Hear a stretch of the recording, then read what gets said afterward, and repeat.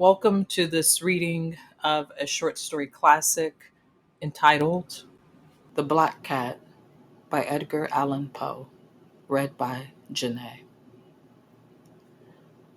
For the most wild, yet most homely narrative for which I'm about to pen, I neither expect nor solicit belief.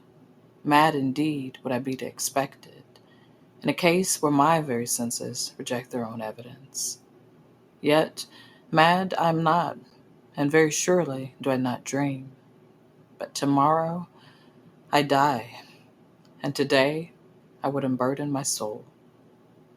My immediate purpose is to place before the world, plainly, succinctly, and without comment, a series of mere household events. And their consequences, these events have terrified, have tortured, have destroyed me. Yet I will not attempt to expound them. To me, they have presented little but horror. To many, they will seem less terrible than Baroque's. Hereafter, perhaps, some intellect may be found which will reduce my phantasm to the commonplace. Some intellect more calm, more logical, and far less excitable than my own, which will perceive, in the circumstances I detail with awe, nothing more than an ordinary succession of very natural causes and effects. From my infancy, I was noted for the docility and humanity of my disposition. My tenderness of heart was even so conspicuous as to make me the jest of my companions. I was especially fond of animals, and was indulged by my parents with a great variety of pets. With these I spent most of my time, and never was so happy as when feeding and caressing them. This peculiarity of character grew with my growth, and in my manhood I derived from it one of my principal sources of pleasure. To those who have cherished an affection for a faithful and sagacious dog, I need hardly be at the trouble of explaining the nature or the intensity of the gratification thus derivable. There is something in the unselfish and self-sacrificing love of a brute which goes directly to the heart of him who has had frequent occasion to test the paltry friendship and gossamer fidelity of mere man. I married early, and was happy to find in my wife a disposition not uncongenial with my own. Observing my partiality for domestic pets, she lost no opportunity of procuring those of the most agreeable kind. We had birds, goldfish, a fine dog, rabbits, a small monkey, and a cat. This latter was a remarkably large and beautiful animal, entirely black and sagacious to an astonishing degree. And speaking of his intelligence, my wife, who at heart was not a little tinctured with superstition, made frequent allusion to the ancient popular notion which regarded all black cats as witches in disguise. Not that she was ever serious upon this point, and I mention the matter at all for no better reason than that it happens just now to be remembered. Pluto, this was the cat's name, was my favorite pet and playmate. I alone fed him, and he attended me wherever I went about the house. It was even with difficulty that I could prevent him from following me through the streets.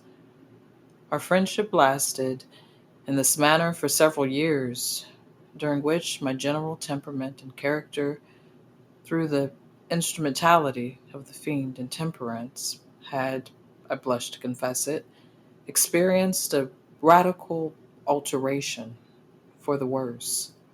I grew day by day more moody, more irritable, more regardless of the feelings of others. I suffered myself to use intemperate language to my wife. At length, I even offered her personal violence. My pets, of course, were made to feel the change in my disposition. I not only neglected, but ill used them. For Pluto, However, I still retained sufficient regard to restrain me from maltreating him, as I made no scruple of maltreating the rabbits, the monkey, or even the dog, when, by accident or through affection, they came in my way. But my disease grew upon me, for what disease is like alcohol? And at length, even Pluto, who was now becoming old and consequently somewhat peevish, even Pluto began to experience the effects of my ill temper. One night, returning home, much intoxicated from one of my haunts about town, I fancied that the cat avoided my presence. I seized him when, in his fright at my violence, he inflicted a slight wound upon my hand with his teeth. The fury of a demon instantly possessed me.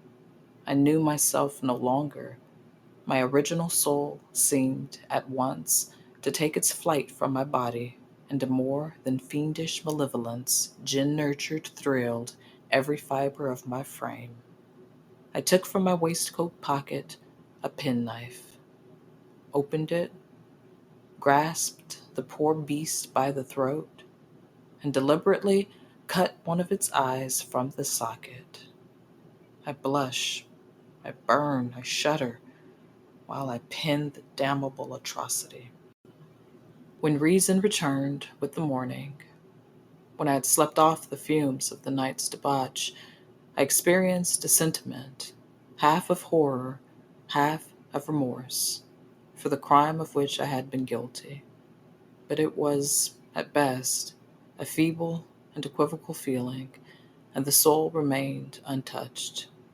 I again plunged into excess, and soon drowned in wine all memory of the deed. In the meantime, the cat slowly recovered. The socket of the lost eye presented, it is true, a frightful appearance, but he no longer appeared to suffer any pain. He went about the house as usual, but, as might be expected, fled in extreme terror at my approach. I had so much of my old heart left as to be at first grieved by the evident dislike on the part of a creature which had once so loved me.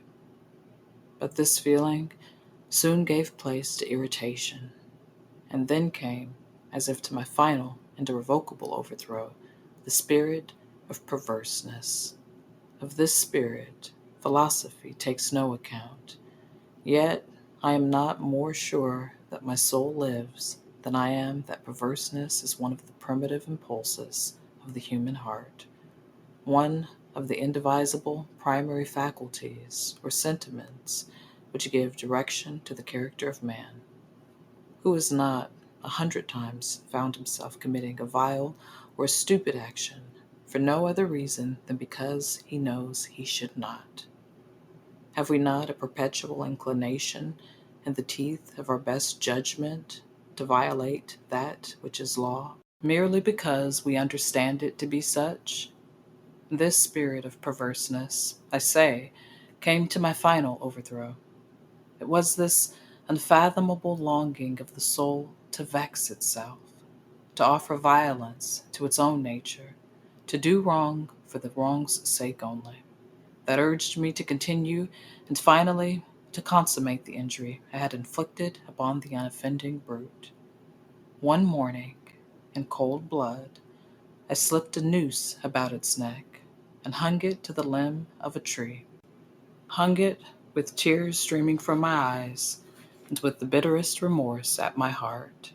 Hung it because I knew that it had loved me and because I felt it had given me no reason of offense. Hung it because I knew that in doing so, I was committing a sin, a deadly sin, that would so jeopardize my immortal soul as to place it, if such a thing were possible, even beyond the reach of the infinite mercy of the most merciful and most terrible God. On the night of the day on which the most cruel deed was done, I was aroused from sleep by the cry of fire. The curtains of my bed were in flames. The whole house was blazing. It was with great difficulty that my wife, a servant, and myself made our escape from the conflagration. The destruction was complete. My entire worldly wealth was swallowed up, and I resigned myself thenceforward to despair. I am above the weakness of seeking to establish a sequence of cause and effect between the disaster and the atrocity, but I am detailing a chain of facts and wish not to leave even a possible link imperfect. On the day succeeding the fire, I visited the ruins. The walls, with one exception, had fallen in. This exception was found in a compartment wall not very thick, which stood about the middle of the house, and against which had rested the head of my bed. The plastering had here, in great measure, resisted the action of the fire, a fact which I attributed to its having been recently spread. About this wall a dense crowd were collected, and many persons seemed to be examining a particular portion of it with very minute and eager attention. The words strange, singular, and other similar expressions excited my curiosity. I approached and saw, as if graven in bas relief upon the white surface, the figure of a gigantic cat. The impression was given with an accuracy truly marvelous. There was a rope around the animal's neck. When I first beheld this apparition, for I could scarcely regard it as less, my wonder and my terror were extreme. But at length reflection came to my aid. The cat, I remembered, had been hung in a garden adjacent to the house. Upon the alarm of fire, this garden had been immediately filled by the crowd, by someone of whom the animal must have been cut from the tree and thrown, through an open window, into my chamber. This had probably been done with the view of arousing me from sleep. The falling of other walls had compressed the victim of my cruelty into the substance of the freshly spread plaster, the lime of which, with the flames, and the ammonia from the carcass, had then accomplished the portraiture as I saw it. Although I thus readily accounted to my reason, if not altogether to my conscience, for the startling fact just detailed, it did not the less fail to make a deep impression upon my fancy. For months I could not rid myself of the phantasm of the cat, and during this period there came back into my spirit a half sentiment that seemed, but was not, remorse. I went so far as to regret the loss of the animal, and to look about me among the vile haunts which I now habitually frequented for another pet of the same species, and of somewhat similar appearance, with which to supply its place.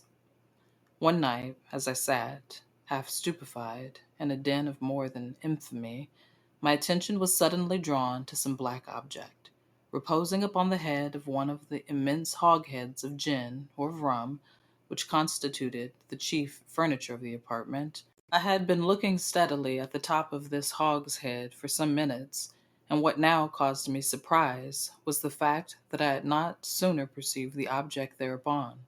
I approached it, and touched it with my hand. It was a black cat, a very large one, fully as large as Pluto, and closely resembling him in every respect but one.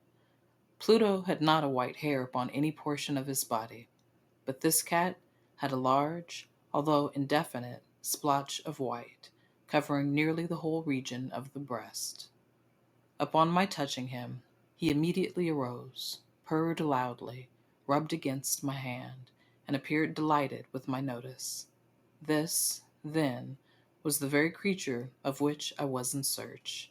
I had once offered to purchase it of the landlord, but this person made no claim to it, knew nothing of it, had never seen it before. I continued my caresses, and when I prepared to go home, the animal evinced a disposition to accompany me. I permitted it to do so, occasionally stooping and patted it as I proceeded. When it reached the house, it domesticated itself at once, and became immediately a great favorite with my wife. For my own part, I soon found a dislike to it arising within me. This was just the reverse of what I had anticipated. But I know not how or why it was. Its evident fondness for myself disgusted and annoyed me. By slow degrees, these feelings of disgust and annoyance rose into the bitterness of hatred. I avoided the creature, a certain sense of shame, and the remembrance of my former deed of cruelty, preventing me from physically abusing it.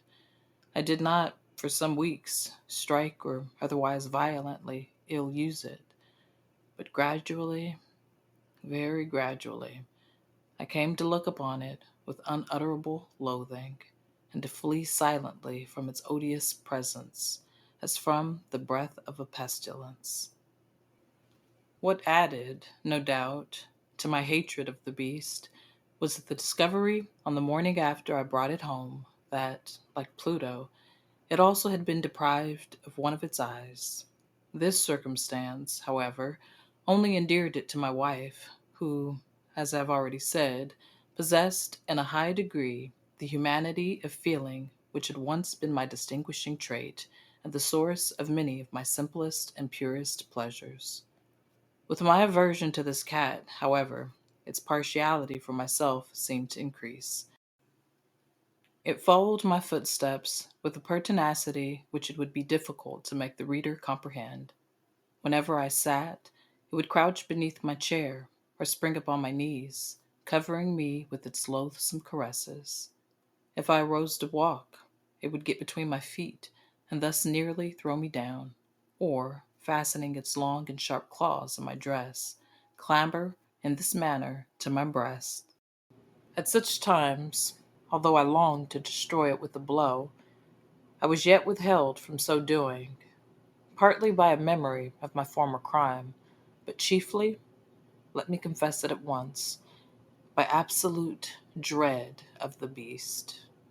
This dread was not exactly a dread of physical evil, and yet I should be at a loss how otherwise to define it. I'm almost ashamed to own, yes, even in this felon's cell, I'm almost ashamed to own that the terror and horror with which the animal inspired me had been heightened by one of the merest chimeras it would be possible to conceive. My wife had called my attention, more than once, to the character of the mark of white hair, of which I have spoken, and which constituted the sole visible difference between the strange beast and the one I had destroyed. The reader will remember that this mark, although large, had been originally very indefinite, but by slow degrees, degrees nearly imperceptible, and which for a long time my reason struggled to reject as fanciful, it had at length assumed a rigorous distinctness of outline. It was now the representation of an object that I shuddered to name, and for this, above all, I loathed and dreaded, and would have rid myself of the monster had I dared.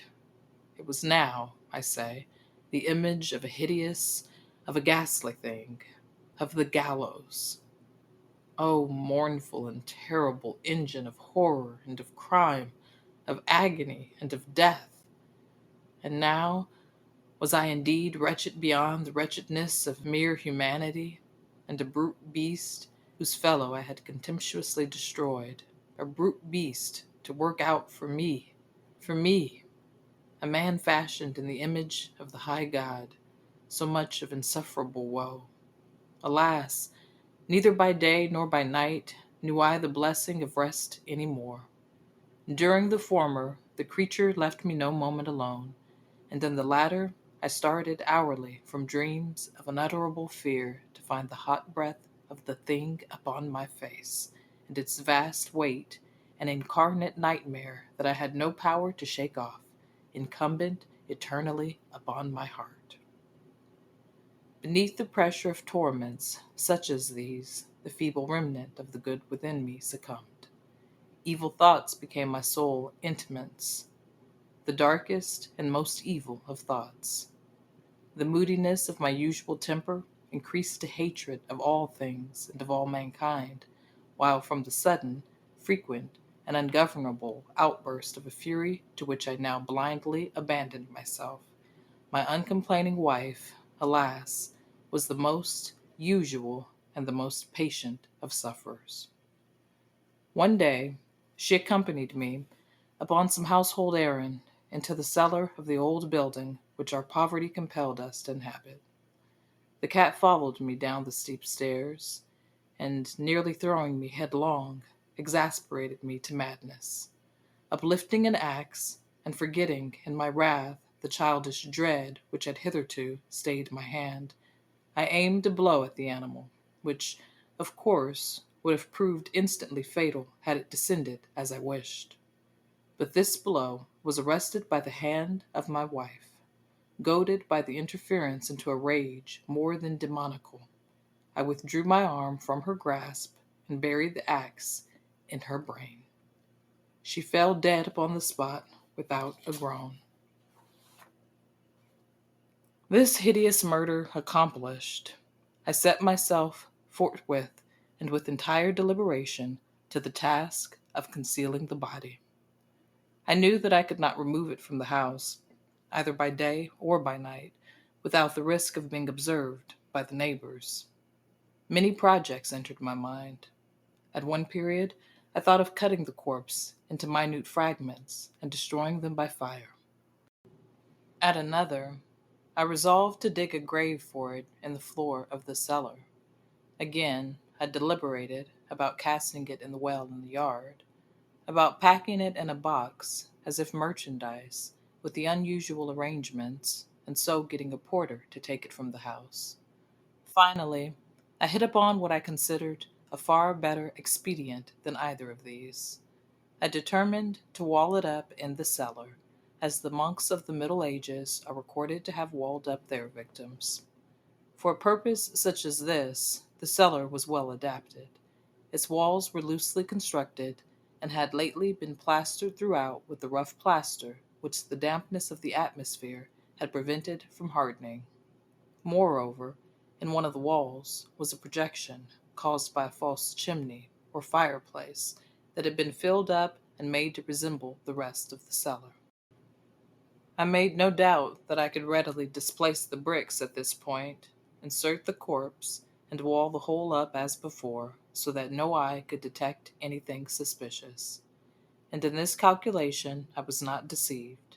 By means of a crowbar, I easily dislodged the bricks, and, having carefully deposited the body against the inner wall, I propped it in that position, while with little trouble I relaid the whole structure as it originally stood. Having procured mortar, sand, and hair with every possible precaution, I prepared the plaster which could not be distinguished from the old, and with this I very carefully went over the new brickwork. When I had finished, I felt satisfied that all was right. The wall did not present the slightest appearance of having been disturbed. The rubbish on the floor was picked up with the minutest care. I looked around triumphantly, and said to myself, "Here at least, then, my labor has not been in vain." My next step was to look for the beast which had been the cause of so much wretchedness, for I had, at length, firmly resolved to put it to death. Had I been able to meet with it at the moment, there could have been no doubt of its fate. But it appeared that the crafty animal had been alarmed at the violence of my previous anger, and forbore to present itself in my present mood. It is impossible to describe or to imagine the deep, the blissful sense of relief which the absence of the detested creature occasioned in my bosom.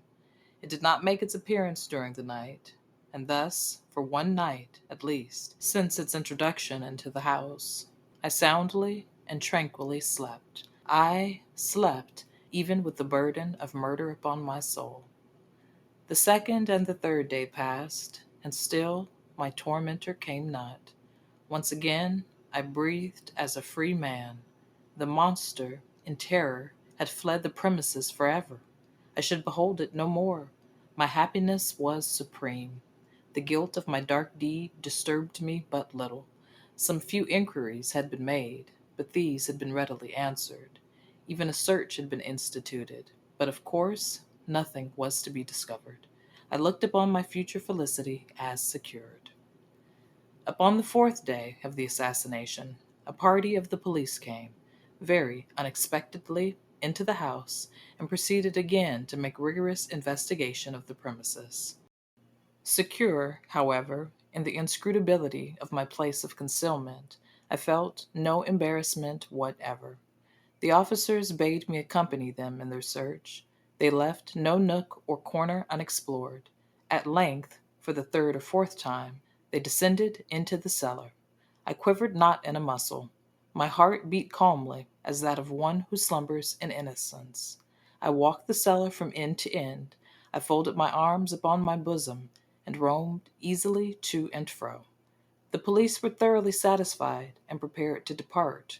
The glee at my heart was too strong to be restrained.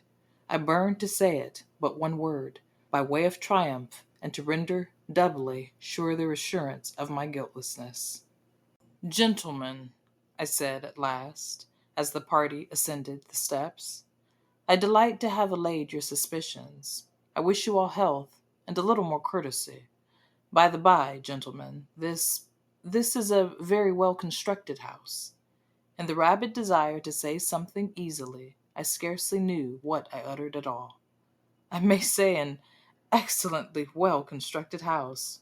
The walls, gentlemen, these walls are solidly put together, and here, through the mere frenzy of bravado, I rapped heavily with the cane which I held in my hand upon that very portion of the brickwork behind which stood the corpse of the wife of my bosom.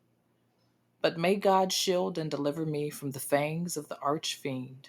No sooner had the reverberation of my blows sunk into silence than I was answered by a voice from within the tomb, by a cry, at first muffled and broken, like the sobbing of a child, and then quickly swelling into one long, loud, and continuous scream, utterly anomalous and inhuman, a howl, a wailing, shriek, half of horror and half of triumph, such as might have arisen only out of hell, conjointly from the throats of the damned in their agony, and of the demons that exult in the damnation. Of my own thoughts it is folly to speak. Swooning, I staggered to the opposite wall. For one instant, the party on the stairs remained motionless, through extremity of terror and awe. In the next, a dozen stout arms were toiling at the wall. It fell bodily. The corpse, already greatly decayed and clotted with gore, stood erect before the eyes of the spectators. Upon its head, with red extended mouth and solitary eye of fire, sat the hideous beast whose craft had seduced me into murder, and whose informing voice had consigned me to the hangman. I had walled the monster up within the tomb. The end. Thanks again for stopping by, Jenaireads, and hope to see you back real soon.